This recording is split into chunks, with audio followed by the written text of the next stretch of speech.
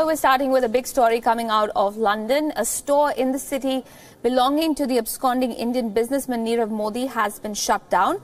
It's a store on the Old Bond Street, which sits next to the outlets of major companies like Rolex and Yves Saint Laurent in the posh Mayfair area. Now, the store had remained open to business even after the Punjab National Bank had claimed that Nirav Modi had defrauded the bank of more than $2 billion. In fact, this was the venue of a much celebrated launch party that the Indian businessman had held a few years ago. A notice on the shop front now says that the premises have been seized on the authority of the landlord. WION Siddhant Sibbal joins me on the phone line for more on this story. Siddhant, it looks like this is a further crackdown on the absconding businessman. What more details can you share with us right now?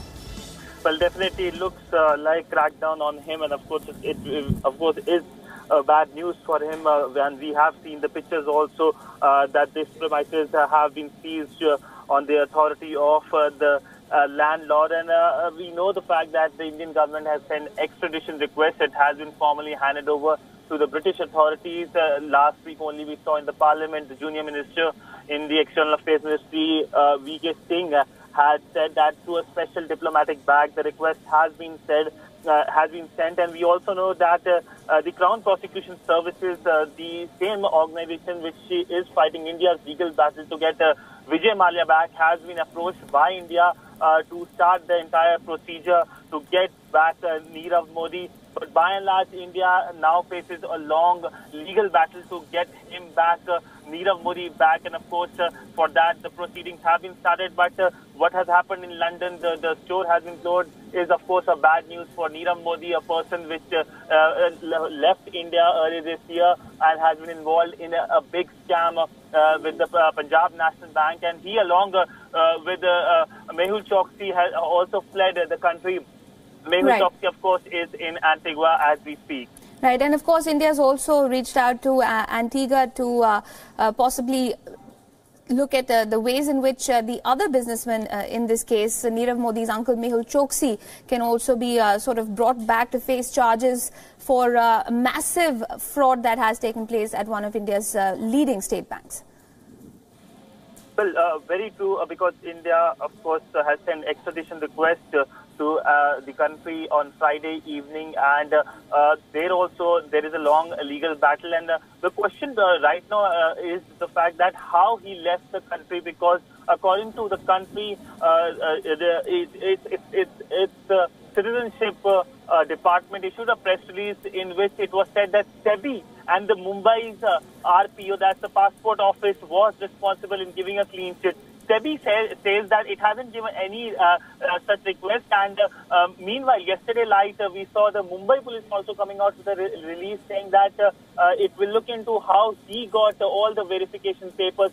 So this is a question mark to the authorities in Mumbai, how he was allowed to leave the country and get citizenship. He got citizenship earlier this year in January, and we know that the entire scam, the Punjab National scam, came into the public limelight only on 29th of January. So clearly, India is trying to get both these fugitives back, and for that, extradition requests have been sent, and now, of course, it will be very difficult for them to move around also. Absolutely. And on that note, Siddhant, if I can ask you, the fact that this is a case that involves so many countries. I mean, even when the news broke about Mr. Modi, absconding and this huge fraud that had taken place, there was so much speculation about where he is, whether it was Hong Kong, whether it was New York, London, Antigua came up as well. It just goes to show that this is a pan-world sort of battle that India is trying to fight and try to locate these people and make sure that they're able to come back to face charges for the fraud of the size that they have conducted.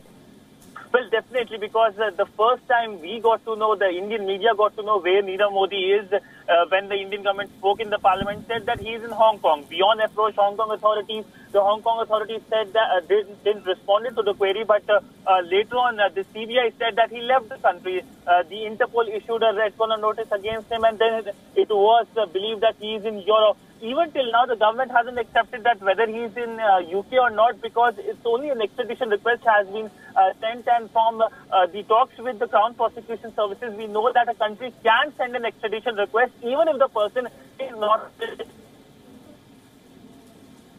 Right, we seem to have lost our connection with Siddhant, but of course he brought us all the important details as far as this case goes. Remember, India has already approached the United Kingdom regarding the extradition request for Nirav Modi. In the meantime, this latest update coming in from London, London's upscale Mayfair area, in fact, where a store belonging to the Indian businessman has now been seized on the orders of the landlord. The store has been open for a long time despite this entire case unfolding on a global scale. But now, of course, this has been shut down.